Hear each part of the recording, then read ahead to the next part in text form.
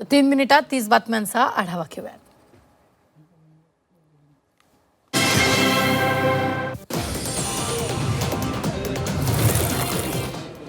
धाराशिव, लातूर, बीड विधान परिषदेत बंडखोरी शमली। सर्व 7 अपक्ष उमेदवारांचे अर्ज मागे।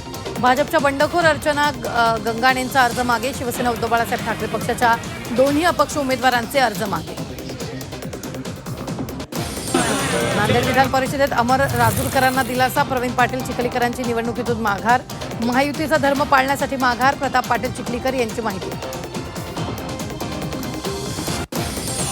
सोलापूरमध्ये निवडणूक बिनविरोध नाहीच। सोलापुरात भाजप विरुद्ध राष्ट्रवादी शरदचंद्र पवार पक्षाची लढत। निवडणूक बिनविरोध करण्यात भाजपला यश नाही। राष्ट्रवादी शरदचंद्र पवार पक्षाकडून वसंत देशमुख रिंगणात। सोलापुरात राजेंद्र राऊत विरुद्ध वसंत देशमुख सामना। नांदेडमध्ये काँग्रेसच्या जवळगावकरांची माघार। माधवराव पाटील जवळगावकरांकडून अर्ज मागे। काँग्रेसकडून सुमठाणकरांची उमेदवारी कायम। ज्यांच्याकडे जास्त पैसा तोच निवडून येईल। उद्योगपती कंत्राटदारांना उमेदवारी दिली। विधान परिषद निवडणुकीवरून संजय राऊत महायुतीवर बरसले। येत्या 10 जूनला राष्ट्रवादीचा 27वा वर्धापन दिन।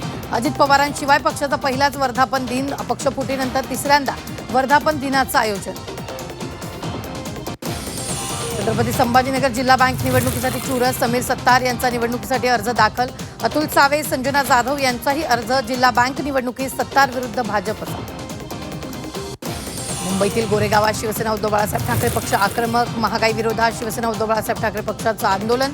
रस्त्यावर उतरत शिवसैनिकांनी आंदोलन केलेलं आहे। मराठ्यांना कुणबी दाखले देण्याचा मार्ग मोकळा। मराठवाड्यातील 8 जिल्ह्यांसाठी एसओपीनुसार कुणबी जात दाखले देण्याचे आदेश।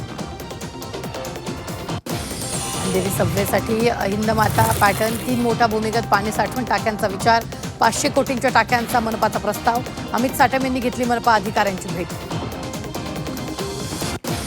मान्सून केरळात दाखल। लवकरच महाराष्ट्रात दाखल होणार, हवामान विभागाची माहिती।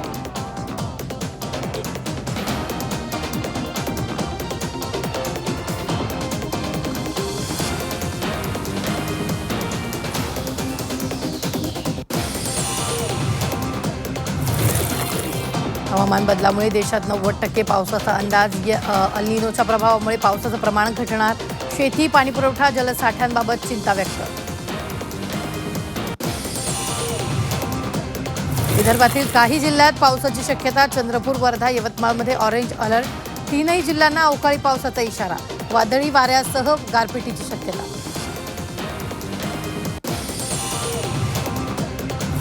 श्रीरामपूरमध्ये एटीएस कडून 4 जणांची चौकशी। 4 तरुणांची तब्बल 10 तास चौकशी। दहशतवाद विरोधी पथकाचे 7 ते 8 ठिकाणी छापे।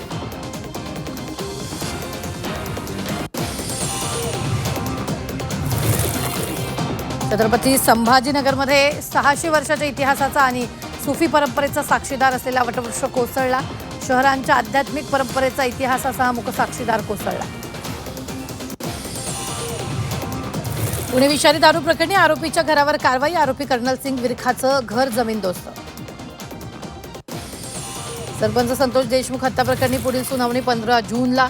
आरोपी विष्णू साठेच्या जामिनावर युक्तिवाद होण्याची शक्यता।